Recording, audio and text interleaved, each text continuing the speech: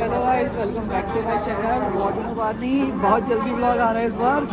तो अभी मैं हूँ, जैसा कि आप लोगों को पता देख के पता चल रहा होगा, पीछे बस स्टैंड पे। और अभी मैं हूँ हरिद्वार के बस स्टैंड पे। तो पीछे मेरे बस खड़ी हुई है। तो अभी हम जा रहे हैं हाँ केदारनाथ।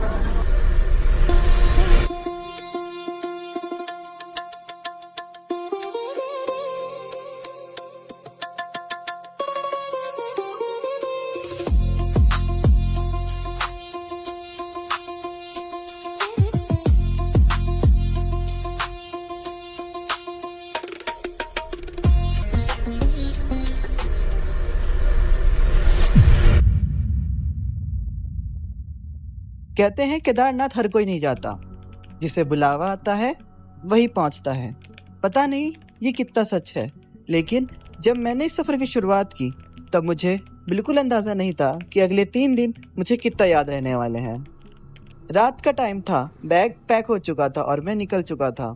मेरे लिए सफ़र पहली बार नहीं था, लेकिन एक्साइटमेंट फिर भी उतनी थी। शायद केदारनाथ की यही बात है, कितनी बार भी जाओ लगता है जैसे पहली बार जा रहे हो। हर सफ़र का एक अजीब मोमेंट होता है जब आप घर से निकल चुके होते हो पर मंजिल अभी भी बहुत दूर होती है। मैं उसी मोमेंट में था। रुड़की से हरिद्वार तक का सफ़र ज़्यादा लंबा नहीं है, लेकिन उस रात लग रहा था जैसे कुछ बड़ा शुरू होने वाला है। कुछ देर बाद हरिद्वार सामने था और मुझे लगता है अगर केदारनाथ एक किताब है तो हरिद्वार उसका पहला पन्ना है। रात के करीब 2 बजे मैं हरिद्वार पहुंच गया। यही मेरे बाकी साथी मिलने वाले थे और उनके लिए सफ़र पहली बार था कि पहाड़ी पहुंचकर गंगा माता का आशीर्वाद लिया और फिर गंगा जी में डुबकी लगाई। हमारी बस सोनप्रयाग के लिए सुबह 4:30 बजे हरिद्वार बस स्टैंड से चलने वाली थी, जिसका टिकट हमें 450 रुपये पर पर्सन पड़ा। हमारे पास अभी कुछ समय बाकी था तो सोचा कि हरिद्वार के घाटों को ही घूम लिया जाए।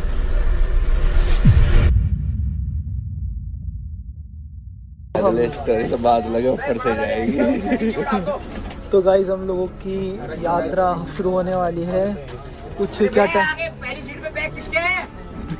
कुछ 10-15 मिनट में, मतलब 5-10 मिनट में। तो हमारे साथ हैं बानू भैया। इन लोगों को सॉरी, इन्हें आप जानते होंगे, कहीं ना कहीं तो किसी ब्लॉग में देखा ही होगा।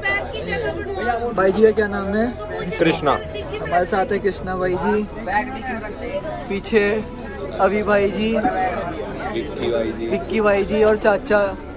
ये सब भानु भैया के अपने हैं। तो भी मेरा अपना ही है। तो अभी हम बस में बैठे हुए हैं और देखते हैं कि हमारा ये सफ़र कहाँ जाता है। बस पूरी खचाखच भर चुकी है। हम लोगों ने पहले बुकिंग करा दी, फिर सही जगह सीट मिल गई है।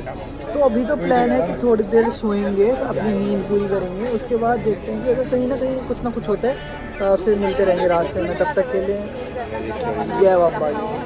हम लोग बस में बैठकर चल देते हैं सोनप्रयाग के लिए। जैसे जैसे हरिद्वार पीछे छूट रहा था वैसे वैसे पहाड़ सामने आने लगा। और पहाड़ों की भी एक खास बात है कि यहाँ आके ऐसा लगता है जैसे समय बिल्कुल स्लो हो गया हो।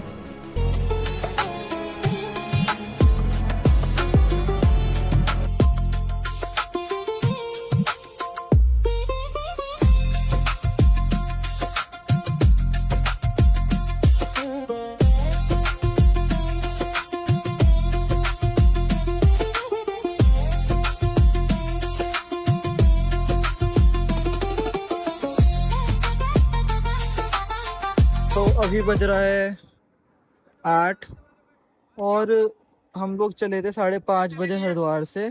और तब से पता नहीं क्या जादू चला है कि मैं तब से सो ही रहा था। और जब मेरी आँख खुली तो अभी हम लोग हैं 3 धारा पे। यहाँ पे हमारी बस रुकी है खाने पीने के लिए। तो मालिक साहब उठे हैं, बड़े मालिक हमारे साथ। तो यहाँ पे हम लोग कुछ खाएंगे, उसके बाद चलेंगे कुछ आगे अपने सफ़र के लिए। यहाँ से देवप्रयाग 10-10.5 किलोमीटर दूर ही है। और मौसम भी बहुत अच्छा है, मतलब अभी रास्ते में बारिश हो रही थी, उसके बाद अब हल्की हल्की धूप आई है। मुझे पर लग रहा है कि मौसम ठंडा ही है, कोई मौसम गर्म नहीं है। भीड़ भी ज़्यादा भीड़ नहीं है इस समय, बहुत कम ही भीड़ है, बहुत कम ही लोकल है। लोकल कह रहा हूँ, बहुत कम ही टूरिस्ट है। गाइस फाइनली मैगी और चाय के साथ में नज़ारे, ऐसे खाते खाते हम इंजॉय करते हैं क्रूज़। हमारा सफ़र तीन धारा से फिर से शुरू हुआ और देवप्रयाग में अलकनंदा और भागीरथी के दर्शन गिरने के बाद मेरी आँख लग गई। और जब भी मेरी आँख खुलती तो मुझे पहाड़ दिखता, फिर मैं सो जाता, फिर मेरी आँख लगती है तो मुझे और ज़्यादा पहाड़ दिखता। फिर जब मेरी दोबारा आँख खुली तो मैंने देखा कि हम लोग रुद्रप्रयाग पहुँच गए थे। ये वही जगह है जहाँ पे अलकनंदा और मंदाकिनी का संगम होता है और यहाँ से हम मंदाकिनी के साथ चलते हैं।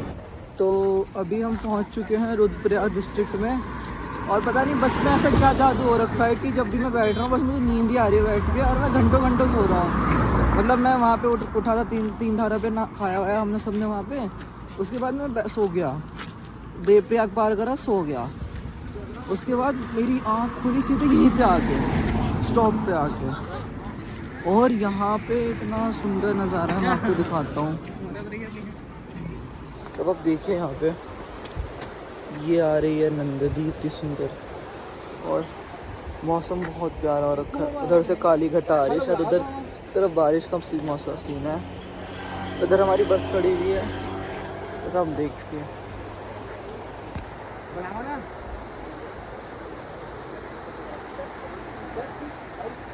और बस में तो कुछ बहुत ही, बस में तो सीन खराब है। मतलब इसमें तो मैं कुछ बना ही नहीं पा रहा हूँ वीडियो इस चक्कर में, पर थोड़ा बहुत जो भी मैं कर पा रहा हूँ उसके चक्कर में। तो अभी हम लोग यहाँ रुकेंगे, उसके बाद यहाँ से शायद अब सोनप्रयाग 20 किलोमीटर रह गया है। तो उसके बाद देखते हैं हम मतलब अभी देखते हैं कितना टाइम लगेगा सोनप्रयाग हमें पहुँचने में। तो नीचे हम नदी का फ्लो देखिए,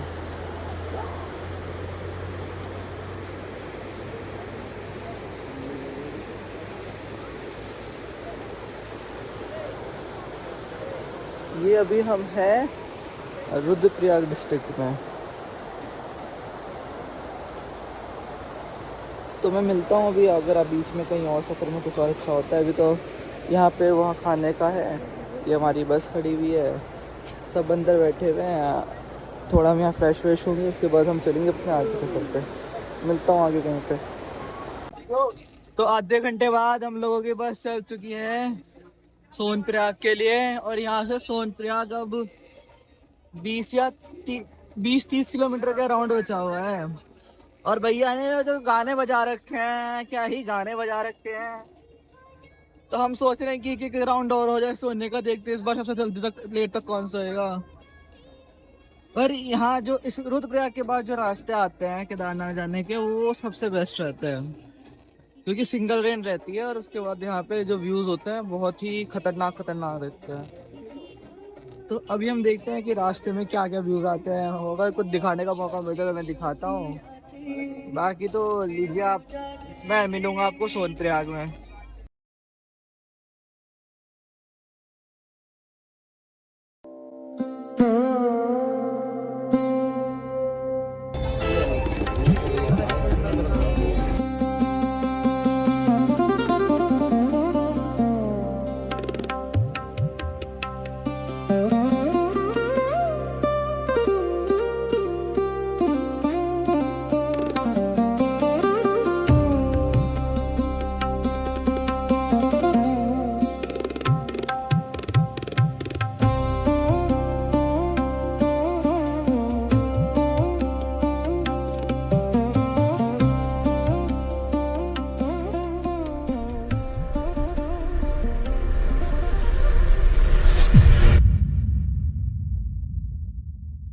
साढ़े 3 बजे हम लोग सीतापुर पार्किंग पहुंच चुके थे।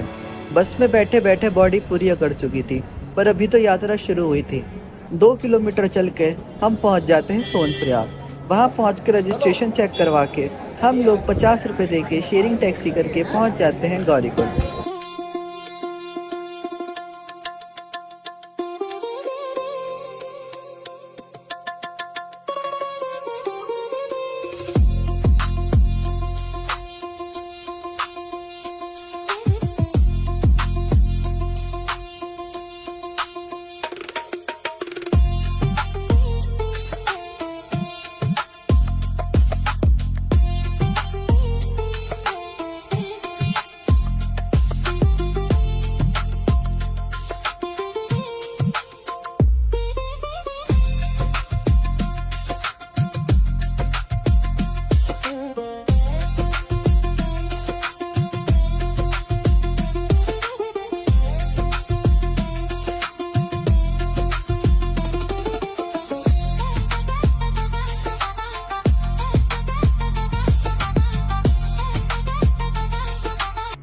शाम तक हम गौरी कुंड पहुंच चुके थे। कल ट्रैक था, कल चढ़ाई थी, कल वो रास्ता था जिसके बारे में हर किसी की अपनी कहानी होती है। और हमारा भी आज का स्टे गौरी कुंड में था, जहाँ पे हमने एक रूम लिया। तो अभी समय हो रहा है 4:30 और हम लोग हैं अभी गौरी कुंड में। तो हम लोगों ने यहाँ पे अपना स्टे किया। इधर ही यहाँ पे नीचे उधर गौरी माता का मंदिर है और इधर वो तप्त कुंड है। और हमने यहाँ पे 2800 का रूम लिया, मतलब वो 3000 में बोल रहे थे, पर हमने 2800 में रूम लिया 6 जनों का। तो रूम अच्छा खासा है कि मतलब रुकने के लिए ठीक है। घर थोड़ी बसाना हमें यहाँ पे, इसलिए तो रूम में ज़्यादा चढ़ना भी नहीं पड़ रहा है। ये सामने का पूरा केदार घाटी और ये है रूम।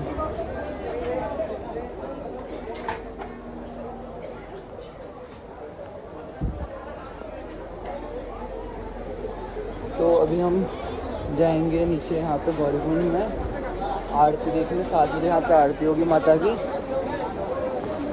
उसके बाद यहाँ से शुरू होगी हमारी यात्रा। तो हम सोच रहे हैं कल देखते हैं, कल 2-2:30 बजे शुरू करेंगे दिन रात में ही। तो अभी हमें आराम करते, मिलता हूँ आपसे थोड़ी देर में। रात ख़त्म हुई, या टेक्निकली हुई ही नहीं, क्योंकि मैं रात को 12 बजे ही उठ गया था। बाकी सब सो रहे थे और मैं अकेला राजमा चावल खाने निकल गया। अभी बज रहे रात के 12:30 बजे, 12:30 सुबह ही लगेंगे। 12:30 बजे रात के। हम लोग 2 बजे चढ़ाई करना शुरू करेंगे और मुझे 7 बजे आरती देखने जाना था, पर नींद इतनी गंदी नींद आई कि हम लोग वही 5:30 बजे सोए थे अपना, और मेरी अब जाके आँख खुली है। और अभी भी सुपर रूम पे सब सो रहे हैं। खाली मैं उठ के नीचे आया हूँ क्योंकि मुझे भूख लगने लगी थी। तो मैं सोचा कुछ खा के आता हूँ, उसके बाद रूम पे दोबारा चला जाऊँगा। और अभी मैं गौरी कुंड में भी जाऊँगा। यहाँ से खाने खाने के बाद तो यहाँ पे मैंने राजमा चावल मंगवाए हैं और इतना है 100 रुपये का राजमा चावल। मतलब नीचे जो राजमा चावल 80 रुपये का था, यहाँ मुझे 100 रुपये का मिल रहा है। तो अभी मैं यहाँ पे राजमा चावल खाऊंगा, फिर हम चलते हैं गौरी कुंड पे। गाइस ये है राजमा दाल, ये है चावल, मतलब मिक्स करके दिया क्वांटिटी। तो गाइस कहते हैं ना कि नेवर जज a book by its cover. तो मैंने राजमा चावल की क्वांटिटी देख के कहा कि यार बड़ा कम राजमा चावल दिया 100 रुपये के हिसाब से। पर जब मैं खा रहा था मेरा ख़त्म हो गया था, तो थोड़ी देर बाद मैंने खुद कहा कि भैया और लेना हो तो ले सकते हो। मैंने कहा और, तो मुझे लगा कि पैसा ज़्यादा लेंगे। कह रहे नहीं, भर पेट खाओ। तो वो 100 रुपये के हिसाब से फिर तो बहुत बेस्ट है। मतलब आप भर पेट खिला रहे हो 100 रुपये में। मतलब चावल राजमा का क्वालिटी और टेस्ट, क्योंकि दोनों घर का था, खेत का था, तो बहुत टेस्टी था। तो अभी मेरा पेट फुल हो चुका है। अभी मैं पीछे आप देख सकते हैं गौरी माता का मंदिर है, तो नीचे चलते हैं गौरी माता के दर्शन करने। और उसके बाद मैं चला गया गौरी माता के मंदिर दर्शन करने। ये वही जगह है जहाँ माँ गौरी ने शिव जी को पाने के लिए तपस्या की थी, और यहाँ का तप्त कुंड उस बात का सबूत है। गौरी माता के मंदिर में खड़े खड़े मेरे दिमाग में एक बात आई।